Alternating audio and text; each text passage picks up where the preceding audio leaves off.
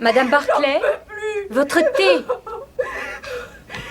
Tu as gâché ma vie. Toutes ces années. Votre thé, madame. David. Madame, vous m'entendez? Madame Fanning, Monsieur Bates, venez vite. Que se passe-t-il? C'est madame et le colonel. Il se passe quelque chose de terrible et je ne peux pas ouvrir la porte. Attendez, laissez-moi faire. Restez là, ne bougez pas. Madame Barclay! Madame Barclay, s'il vous plaît, ouvrez la porte!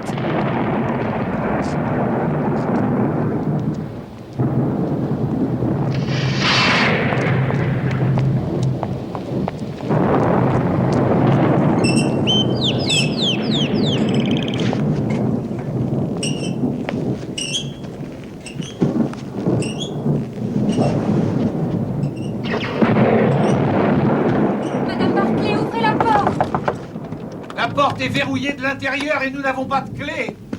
Je vais chercher un médecin et appeler la police.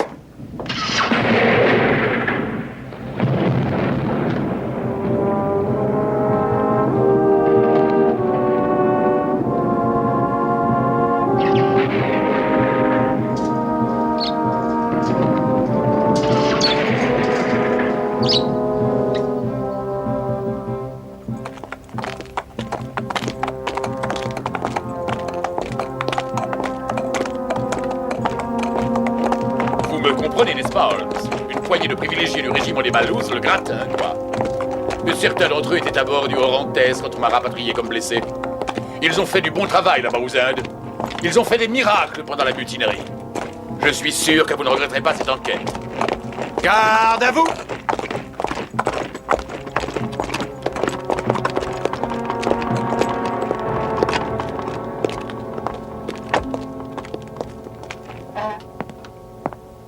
Dr John Watson, ancien médecin militaire attaché à l'armée royale du Berkshire, maintenant en service civil. Murphy, chef d'escadron à titre temporaire à la tête du Royal Mallows suite à la mort tragique de notre colonel. Monsieur Holmes, je suppose? Je vous en prie.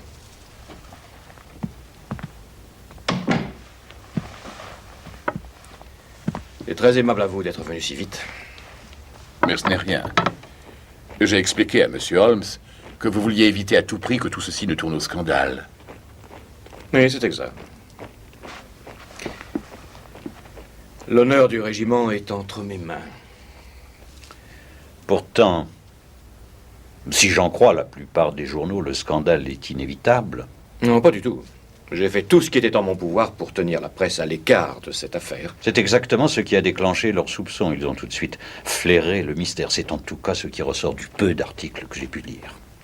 Mais, cependant, il serait très mauvais de le répéter. Enfin, d'attirer l'attention. Bien entendu. Comme vous le voyez, nous avons grand besoin de vous, Monsieur Holmes.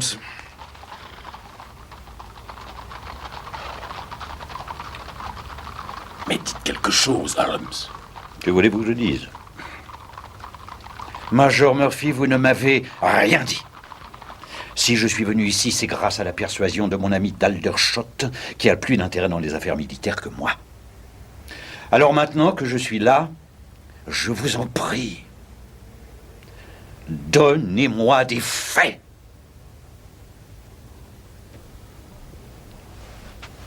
L'officier commandant de ce régiment, le colonel James Barclay, a été trouvé mort dans sa villa, aux environs de 22 heures, la nuit dernière. Le corps qui a été découvert par un de ses soldats et fidèles serviteurs gisait dans le petit salon. La plaie importante qu'il avait derrière la tête n'a pu être faite que par un instrument contondant et émoussé. Le coup porté a été très violent. Et sur le sol, à côté du corps, il y avait un objet en bois curieux, comme une canne taillée à la main. Ensuite, allongée sur un canapé, évanouie, se trouvait sa femme, Nancy, Madame Barclay. Je vous en prie, continuez, Major Murphy. Les domestiques ont été alertés de la tragédie par les bruits d'une querelle entre le colonel et Madame Barclay. Ils ont essayé de pénétrer dans la pièce, mais elle était verrouillée. Bates a dû faire le tour par le jardin et rentrer par les portes-fenêtres restées ouvertes. Et maintenant, ils suspectent Madame Barclay. Oui, mais elle est tout à fait incapable de commettre un acte pareil. J'étais le chef d'escadron de feu le colonel pendant plusieurs années. Par conséquent, je connais très bien Madame Barclay. Oui, bien sûr.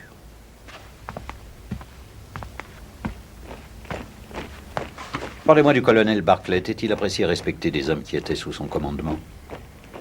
Considérant son passé militaire, cela aurait pu être pire, oui. Passé militaire, pourquoi il a été en disgrâce? Non.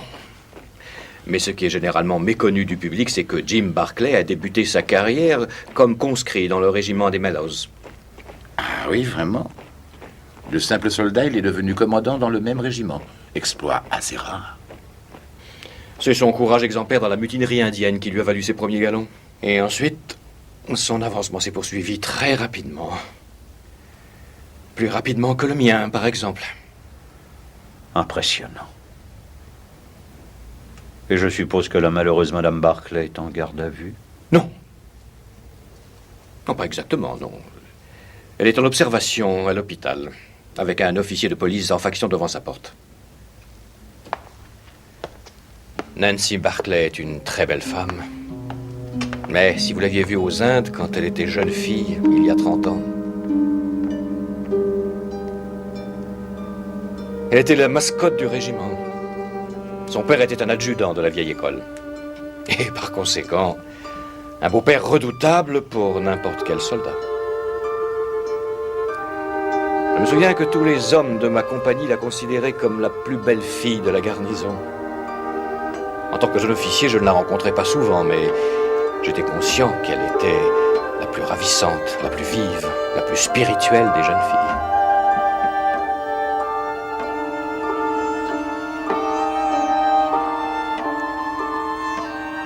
Il était assez compréhensible que Barclay ne fût pas le seul homme à convoiter sa jolie main. Mais finalement, c'est sur lui qu'elle porta son choix.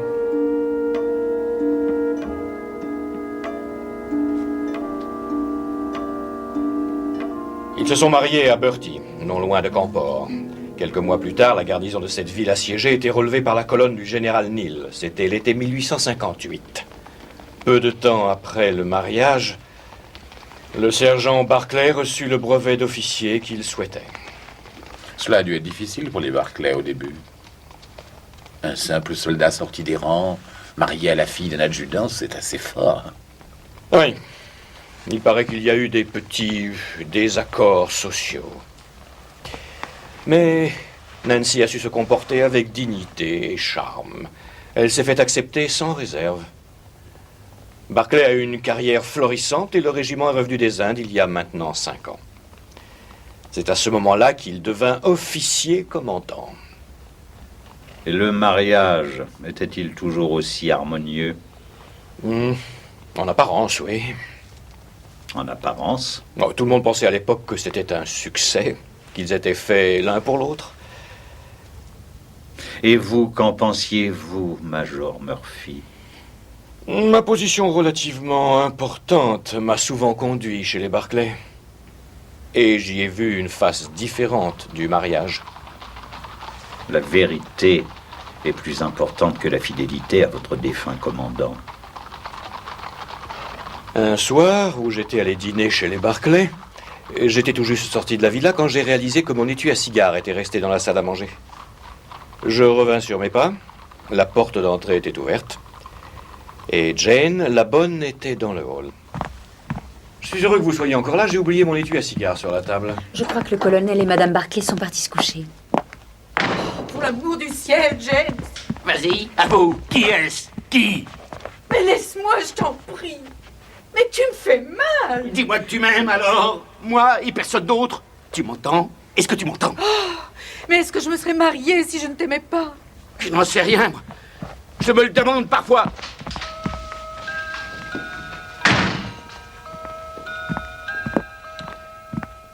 Et cette manifestation de jalousie a eu lieu pendant les quelques secondes après que vous, Major Murphy, vous êtes sorti de chez les Barclay. Parlez-moi du colonel. Était-il souvent violent dans son comportement? De temps en temps. Il pouvait être très vindicatif à l'égard des jeunes subalternes. Mais il a dû lutter avec acharnement pour arriver au sommet. Et ça vous enlève tout scrupule. En tout cas, il ne s'est jamais senti déplacé parmi les officiers. Non, je ne crois pas. Mais il passait par des moments de dépression qui me mettaient mal à l'aise.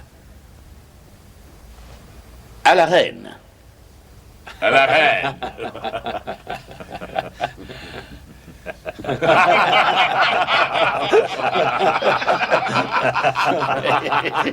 Et parfois, lorsque nous évoquions d'anciennes campagnes, la Crimée, la guerre en Afghanistan, son sourire disparaissait souvent de sa bouche, comme si une main invisible lui avait arraché ce sourire.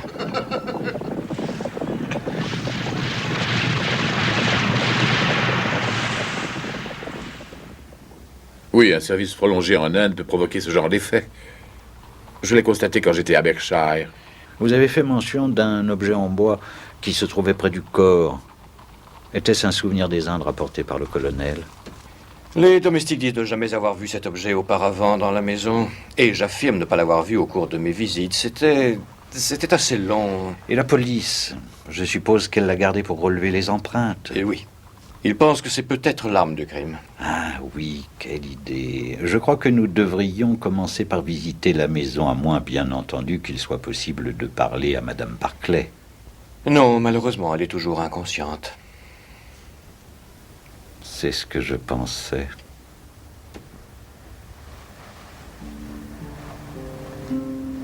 David. David.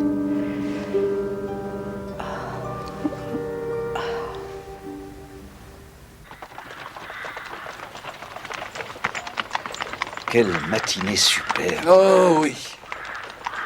Holmes, supposez que Madame Barclay ait eu un amant et que le colonel l'ait découvert. Le major Murphy semble avoir été assez proche d'elle. Vous savez, l'adultère modéré a toujours été une chose courante parmi les officiers et leurs femmes servant sous des climats très chauds. Je vous suis très reconnaissant, Watson, de m'éduquer en matière de moralité militaire.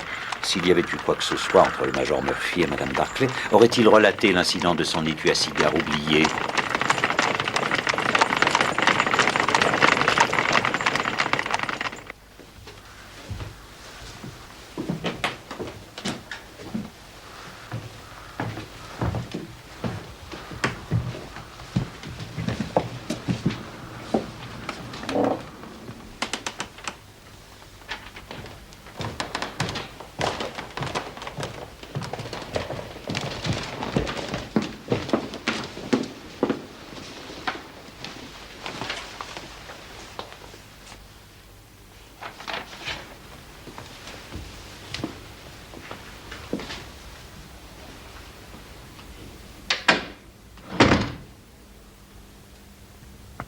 Il était à peu près 7h30, monsieur.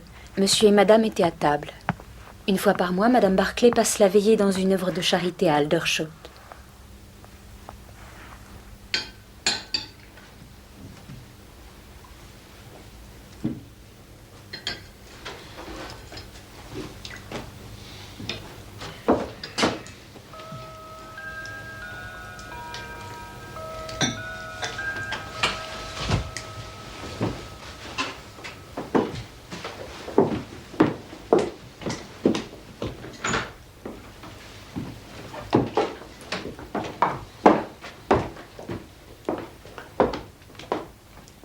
Où allez-vous pour être aussi pressé?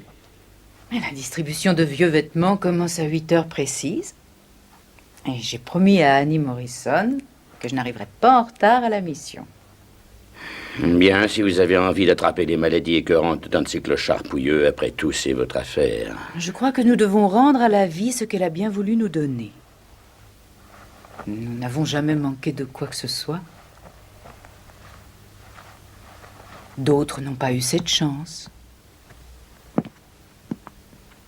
Ne rentrez pas trop tard. Bien sûr que non.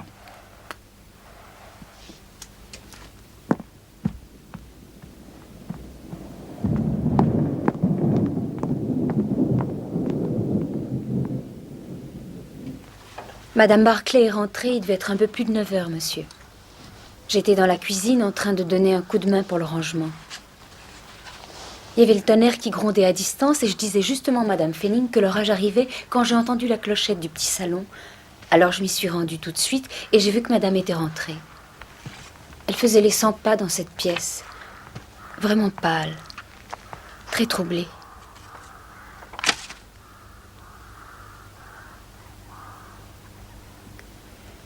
Elle faisait peur.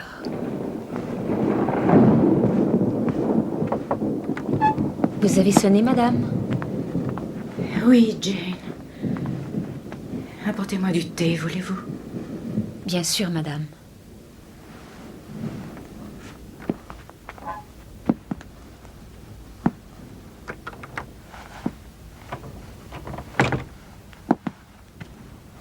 Jane, est-ce que c'est vous?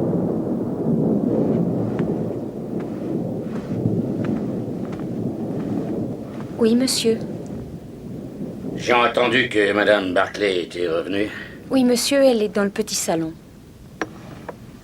Un petit salon. Oui, monsieur, j'allais lui apporter du thé. Du thé? Pourquoi veut-elle du thé à 7 heures?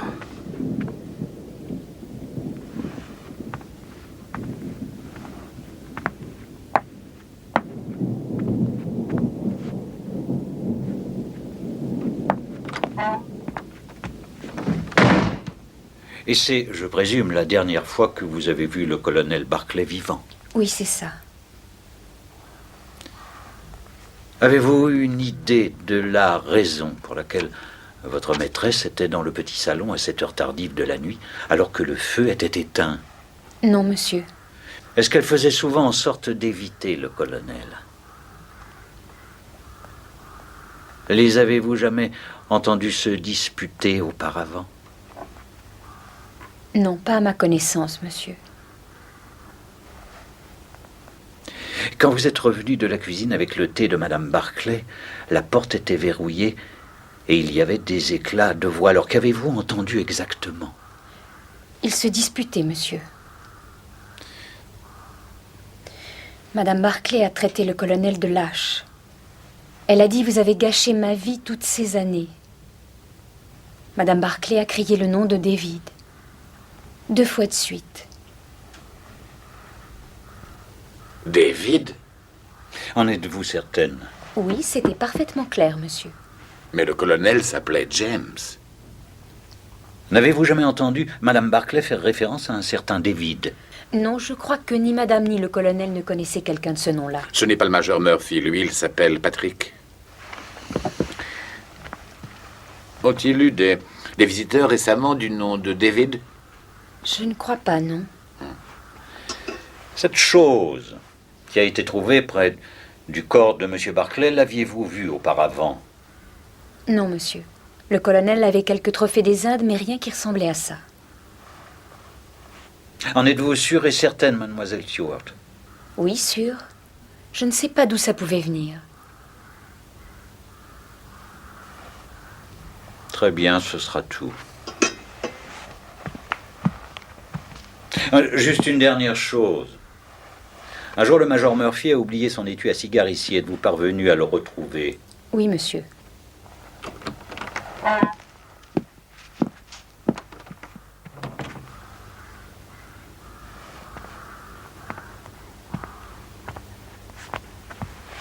Le colonel était allongé sur le sol à cet endroit. Sa tête était contre le garde-feu? Oui, c'est ça. Regardez, on peut encore voir des traces de sang. Mais le plus effrayant de tout, c'était son visage, je dois dire. Son visage? Ah, quand j'ai retourné le corps, j'ai failli m'évanouir en le voyant. Il était complètement crispé, grimaçant, avec la pire expression de frayeur que j'ai jamais vue. Comme s'il avait pressenti sa propre mort. Eh oui, peut-être bien. Merci, Bates. Quelle apparition, quel monstre était-ce qui ait pu effrayer le colonel de la sorte? Pas Nancy Barclay, en tout cas.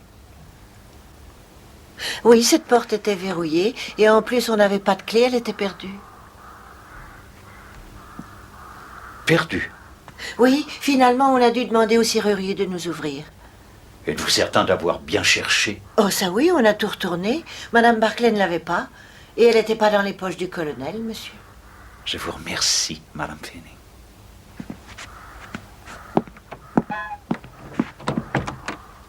Watson, si la clé n'était pas sur la porte et que ni Madame Barclay ni le colonel ne l'avaient, alors... Alors il y avait obligatoirement une troisième personne. C'est exact. Et elle a dû entrer ou sortir par ces portes-fenêtres.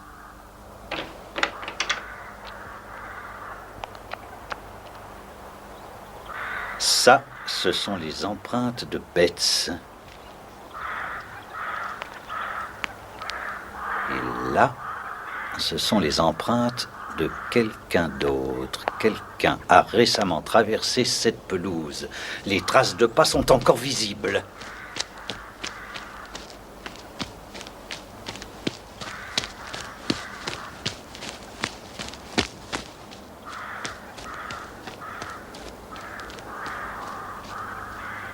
Il est entré et sorti par ces portes-fenêtres, Watson. Nous sommes sur la bonne piste.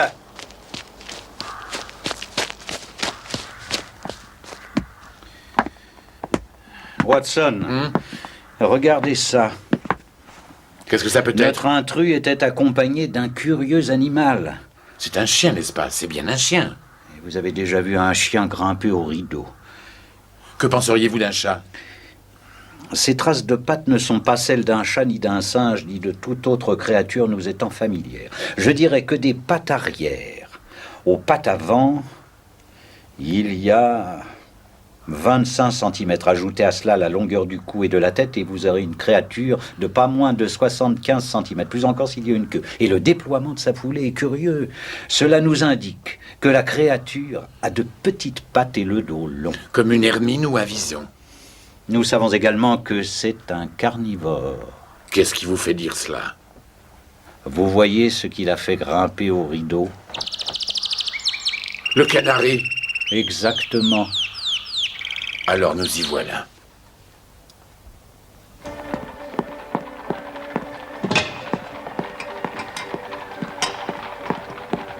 Non, je ne veux pas. Je ne peux pas. Je ne peux pas trahir une amie. Je vous en prie, ne me le demandez pas.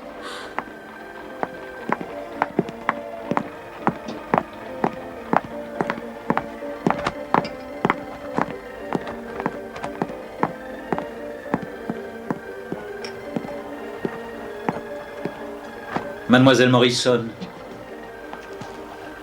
quand Madame Barclay est sortie de chez elle pour venir ici, il y a 48 heures, elle allait bien. Elle était heureuse. Lorsqu'elle est rentrée 2 heures plus tard, c'était une autre femme. Et maintenant, la police la suspecte d'un meurtre. Vous le devez à votre amie, pour blanchir son nom. Vous devez me dire ce qui s'est passé cette nuit-là pour qu'elle ait tellement changé. Bon, très bien. Je vais briser ma promesse de silence, puisque mes révélations doivent l'aider. Nous sommes suspendus à vos lèvres. C'était vraiment bizarre. Il faut que je vous explique que nous voyons des hommes de toutes sortes et de toutes conditions ici. Tenez, l'autre nuit, j'ai vu la créature la plus extraordinaire que j'ai jamais vue de ma vie. Il n'était pas uniquement laid et bossu, mais aussi éclopé. Et il marchait avec le genou plié. La peau de son visage avait l'air brûlée par le soleil, craquelée et ridée comme une vieille pomme. Je me suis dit à moi-même que vraiment il y en a qui sont arrivés sur cette terre pour ne connaître que la souffrance. Cette vision était encore plus irréelle du fait que l'homme portait un costume oriental.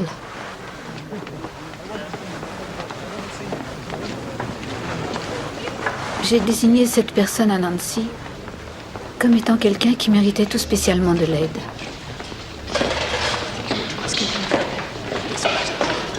En plus, Nancy était de très bonne humeur ce soir-là. Et elle est allée trouver cet homme pour lui demander s'il avait besoin de quelque chose. C'est à ce moment-là que Nancy a changé. Elle était en train de parler à cet homme quand soudain, elle est devenue pâle comme un linge. On aurait dit qu'elle venait de voir un fantôme. L'homme lui aussi parut étrangement affecté en la voyant. Et puis, il s'est mis à gesticuler sauvagement. Ils sont allés tous les deux dans un coin tranquille du hall. Et ils ont parlé pendant quelques minutes. Jusqu'à ce que j'entende les cris furieux de l'homme et que je le vois menacer le ciel de ses poings.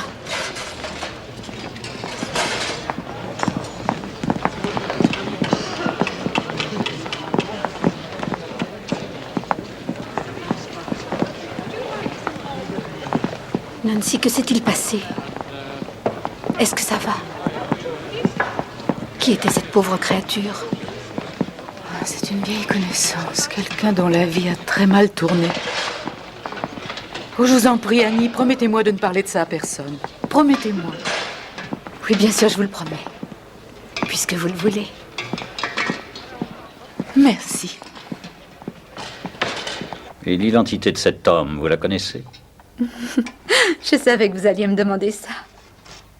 Eh bien, après cette terrible épreuve, Nancy est partie. J'ai naturellement fait ma petite enquête auprès des habitués. Une personnalité aussi surprenante a bien entendu attiré les attentions.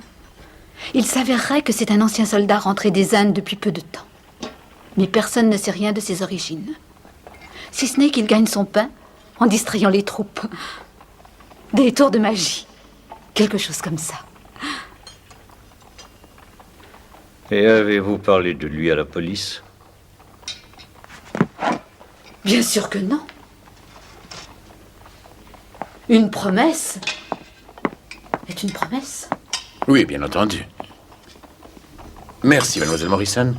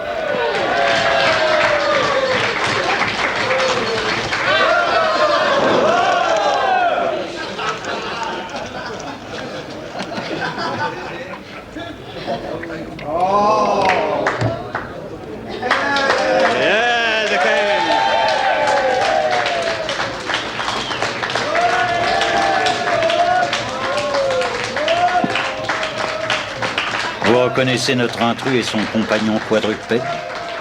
C'est une mangouste. Je crois que nous tenons notre homme.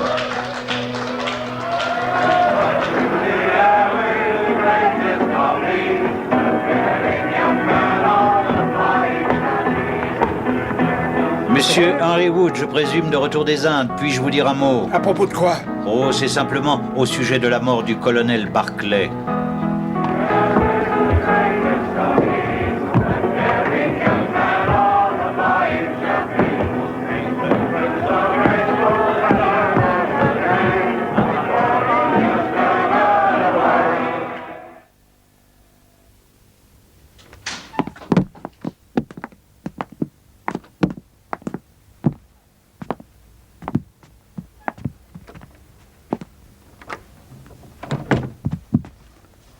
Elle est innocente.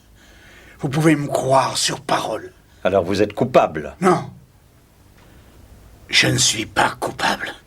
Alors qui a assassiné le colonel dans ce cas? C'est la Providence qui a tué cet enfant de salaud. Sa propre mauvaise conscience. Vous ne pourriez pas nous expliquer? Bon Dieu. Si je lui avais fracassé le crâne, comme j'avais bien envie de le faire, eh bien il aurait eu juste ce qu'il méritait. Non. J'ai même pas levé une main sur lui. Il m'a épargné cette peine. Je vais vous raconter mon histoire. Parce que j'ai plus rien, alors je n'ai pas de raison d'avoir honte.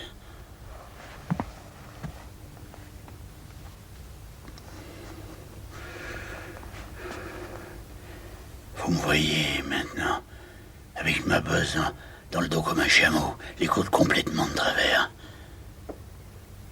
Mais il y a eu une époque où le caporal Henry Wood était l'homme le plus distingué du Royal Mallows. Vous étiez dans le même régiment que le colonel Barclay? Ah oui. Mais il n'était que le sergent Jim Barclay. On était dans la même compagnie. Et on avait autre chose en commun. On était amoureux tous les deux de la même femme, Nancy Devoy. Oui, la fille du sergent-major, si je ne m'abuse. Oui. Il y avait 2 hommes qui l'aimaient.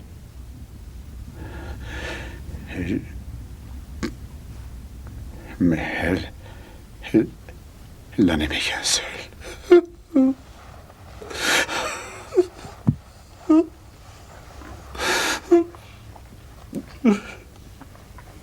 Vous allez rire quand je vais vous dire que cette pauvre chose hideuse en face de vous. Eh bien, c'est le beau jeune homme plein de vie que Nancy a aimé.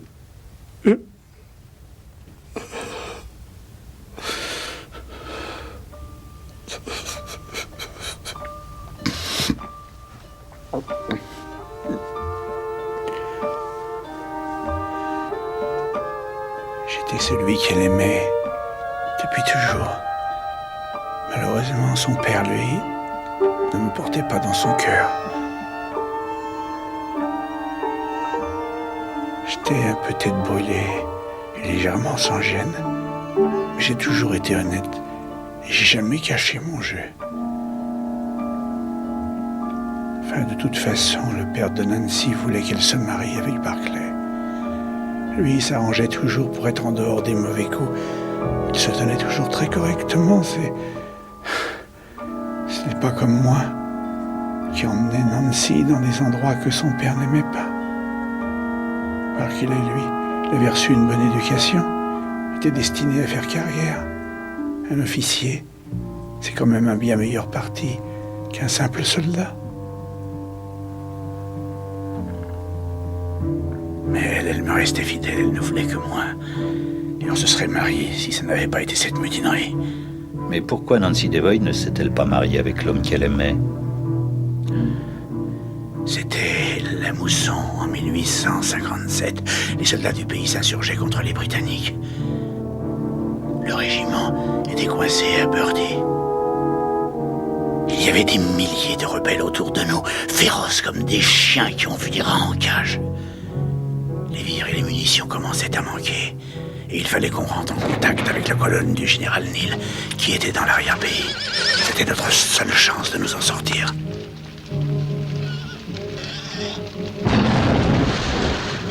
Notre commandant a demandé un volontaire.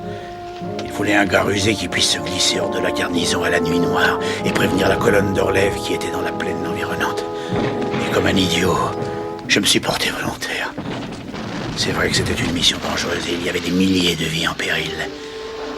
Mais il n'y en avait qu'une qui me tenait à cœur.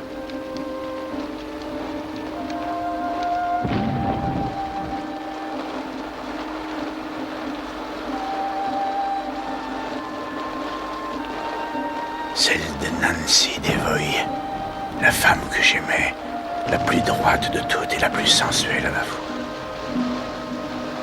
Le plus dur, ça a été de lui dire adieu.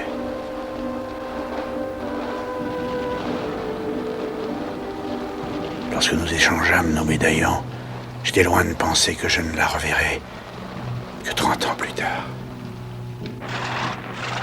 Les derniers conseils avant mon départ pour les lignes ennemies m'ont été donnés par mon rival, le sergent Barclay.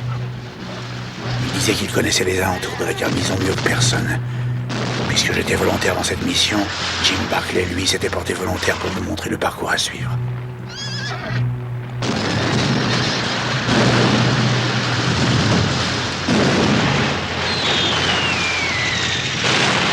À 10 heures, j'ai démarré couvert par le feu de mes camarades.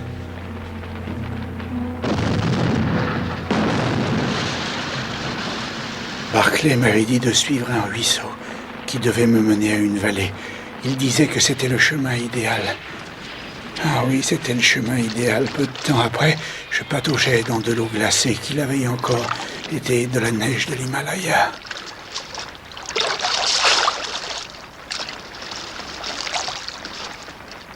Je pouvais apercevoir les lumières et les feux de camp des rebelles, mais je restais bien plaqué au sol, hors de vue de leurs sentinelles. Arrivé au fossé, je pensais être en sécurité. Mais brusquement, j'étais attaqué. Quelque chose de dur me frappa le crâne et tout se mit à tourner. Quand je revins à moi, j'étais ficelé comme un poulet et j'étais accroché à un arbre. Mes bras pendaient lamentablement comme s'ils avaient été arrachés de leur socle. Je me moquais de la douleur, mais j'étais malade à l'idée que je pouvais ne pas accomplir ma mission. Quel allait être le destin de ceux que j'avais essayé de sauver?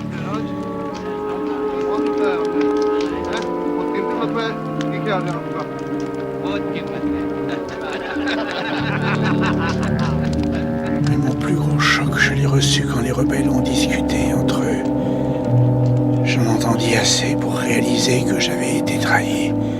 L'homme qui m'avait montré le chemin m'avait jeté entre les mains de l'ennemi. Barclay s'était débarrassé de moi pour me prendre Nancy.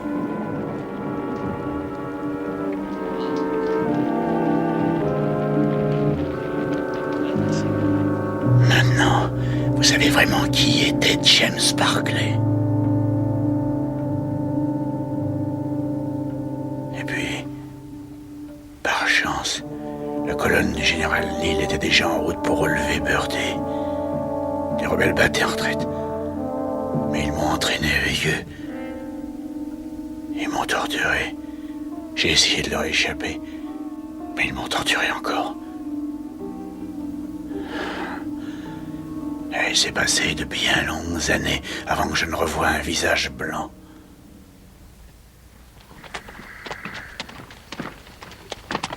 Mes geôliers s'enfuyaient vers le nord, au-delà des collines. Ils se servaient de moi comme d'un esclave. J'étais traité pire qu'un chien, et ils ont failli me briser tous les os du corps. Parfois, j'aurais préféré qu'ils me tuent. Et mes sentiments de haine et de mépris pour l'homme qui avait détruit ma vie me redonnaient du courage. Je ne pensais qu'à la revanche.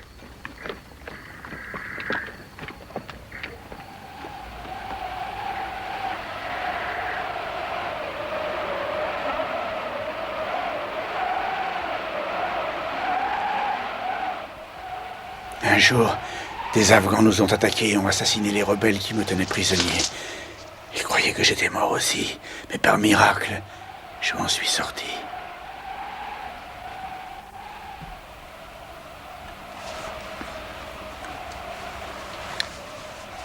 J'étais vengé de mes tortionnaires.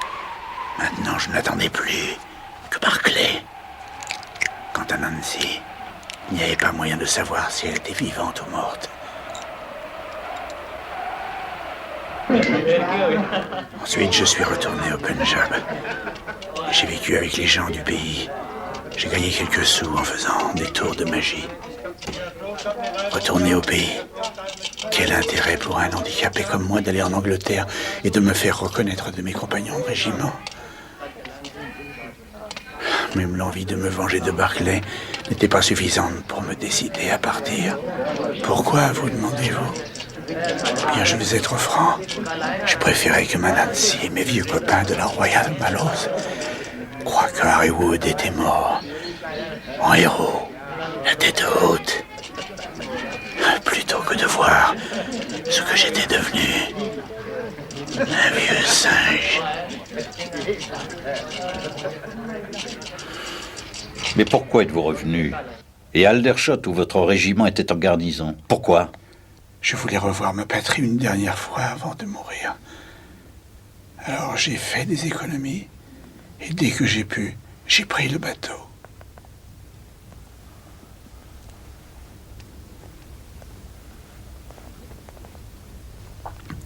Mais je ne savais pas que le régiment était en garnison ici à Aldershot. Je voulais juste aller là où il y avait encore des soldats. Je pouvais gagner mon pain en faisant le tour des cantines avec ma magie pour les distraire. Mais je ne pensais même plus à Barclay. Le feu de la vengeance qui brûlait chez moi s'était éteint. Jusqu'à ce que je la revoie. Oh oui.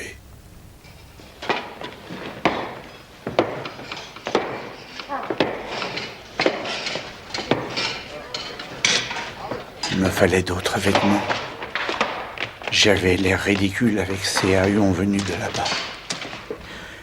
Au début, je pensais plus à me trouver un bon manteau bien chaud que de regarder les jolies dames de charité, mais il y en a une qui s'est approchée. Et je l'ai reconnue tout de suite. Elle avait à peine changé. Toujours merveilleusement belle. Mais le plus étonnant, c'est qu'elle avait l'air de s'intéresser à moi. Est-ce que je peux vous aider, monsieur? Vous avez réussi à trouver quelque chose?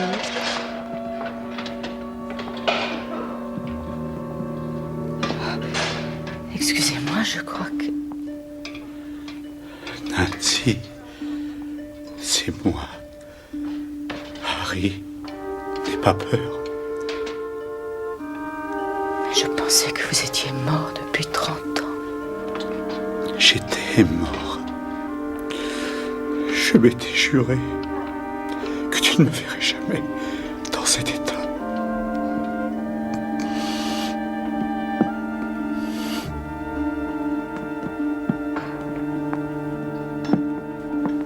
Nous avons beaucoup parlé tous les deux. Je lui ai raconté ma vie et mon histoire. J'aurais dû lui épargner la vérité à propos de son mari, mais ça a été plus fort que moi. Je n'ai pas pu retenir plus longtemps 30 ans de misère. Elle avait l'air d'être aussi malheureuse après ce que j'avais dit que je n'ai pu le supporter. Je suis sorti. Et puis, je l'ai vue partir de la mission. Je l'ai suivie jusqu'à chez elle. Elle est rentrée dans sa maison. Une lumière s'est allumée. Elle était là, assise. Et lui est arrivé dans la pièce. James, il faut que je te parle. Pourquoi fermes-tu la porte? Je t'avais bien dit de ne pas rentrer tard, je te l'avais bien dit. Non, je veux te parler. Avec qui étais-tu? Avec qui étais-tu, hein?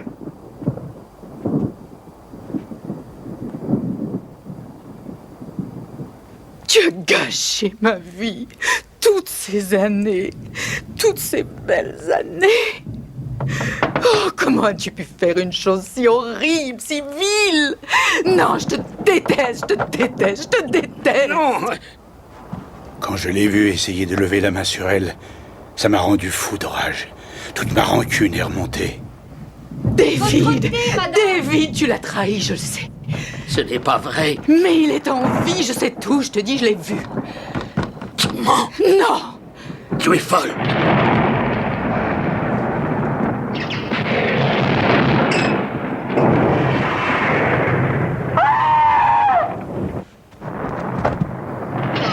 Son regard, je n'avais jamais vu un homme avec cette expression.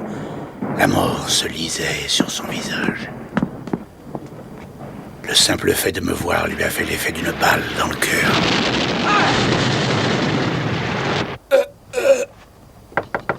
Madame Barclay! Madame Barclay, ouvrez la porte! Il s'est fracassé le crâne sur le garde-feu, mais il était déjà mort avant de tomber.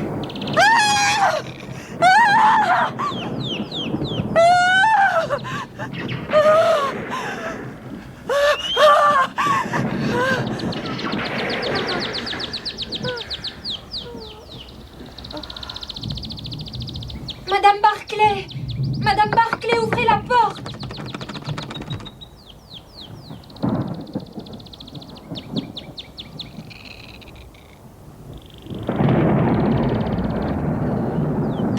J'ai pris les clés dans l'idée d'aller ouvrir et chercher de l'aide, mais finalement, j'ai pensé qu'il valait mieux que je m'en aille si je ne voulais pas que ça tourne mal pour moi. Teddy était monté au rideau. Il fallait que je le récupère, alors dans ma hâte, j'ai mis les clés dans ma poche. Teddy?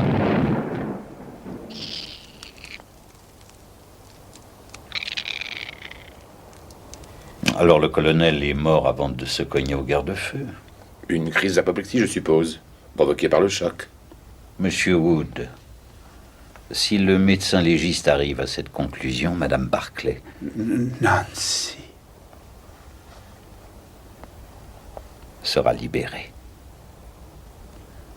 Je suis certain que vous n'émettrez pas d'objection à répéter votre histoire à la police si besoin en est. Monsieur Holmes, comment va Nancy? Elle est à l'hôpital, et j'ai cru comprendre qu'elle serait bientôt complètement rétablie. Dieu soit loué.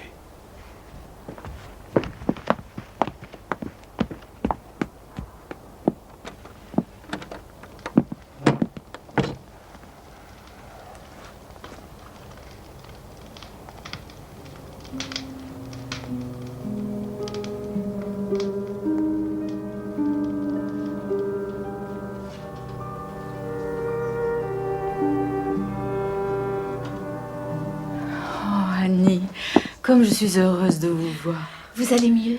Oh oui, beaucoup mieux.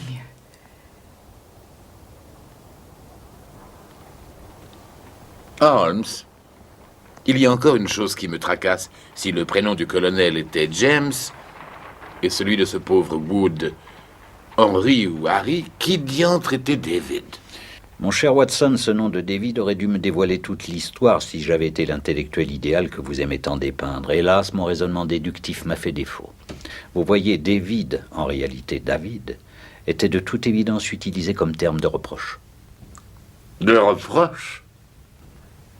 Ne vous souvenez-vous pas du roi David qui envoya Uria le Hittite en première ligne du front pour qu'il soit tué et ainsi pouvoir lui voler sa femme Bathsheba? Je crois que vous trouverez l'histoire dans le premier ou le deuxième livre de Samuel. Mon Ancien Testament est un peu loin.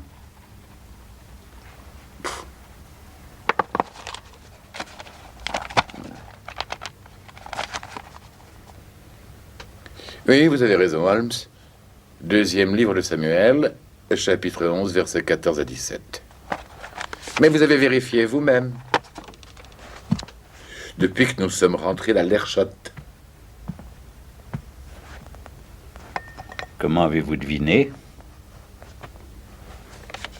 Vous vous êtes servi de cette note de restaurant à Waterloo comme marque-page, n'est-ce pas? Excellent, Watson. Élémentaire, mon cher Holmes.